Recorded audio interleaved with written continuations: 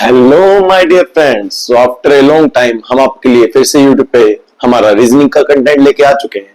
सो आज हम इस चैप्टर की शुरुआत करने वाले जिसका नाम है एनालॉजी। देखिए इसमें करना क्या होता है, basically analogy means to find a relationship. जो रिलेशन ए का बी के साथ होगा वही रिलेशन सी का डी के साथ भी होगा। तो चलिए देखते हैं इस चैप्टर के कुछ सवाल। बिल्कुल आसान चैप्टर है, बिल्कुल बेसिक चैप्टर है, ये जरा करते हैं इसे सॉल्व।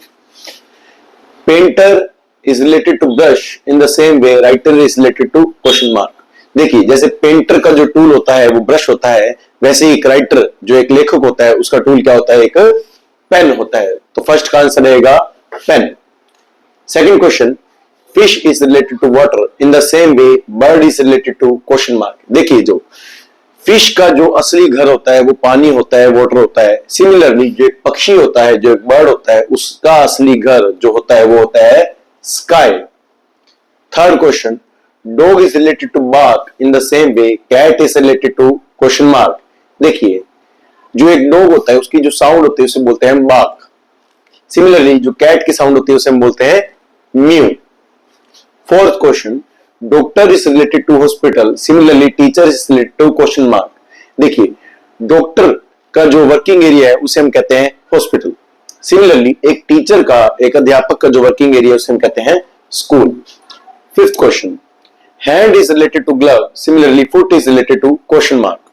देखिए हम हमारे हैंड के अंदर ग्लव्स पहनते हैं, सिमिलरली फुट के अंदर हम क्या पहनते हैं, शू पहनते हैं। वैसे तो ये सब ऑप्शन अपनी अपनी जगह सही है, लेकिन प्रेफरेंस देंगे हम उस ऑप्शन को जो क्वेश्चन के अकॉर्डिंग प्रॉपर सुटेबल होगा।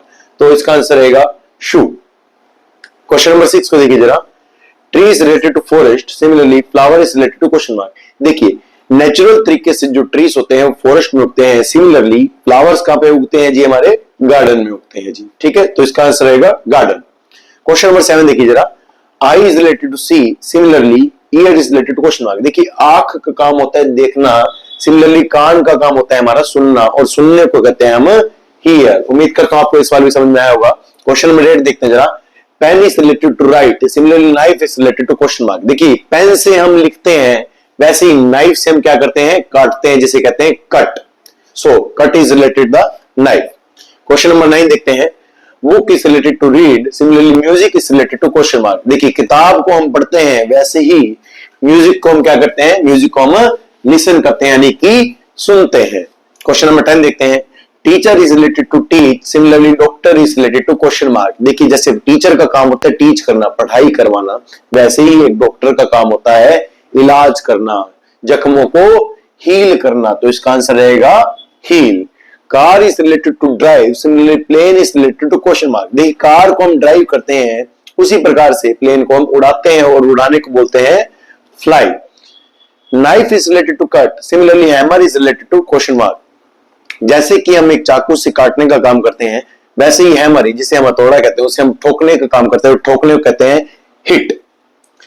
Last question, fire is related to burn, similarly water is related to question mark. देखिए जैसे आग से हम जल जाते हैं, वैसे ही पानी हमें गीला कर देता है, और गीले करने को कहते हैं वेट।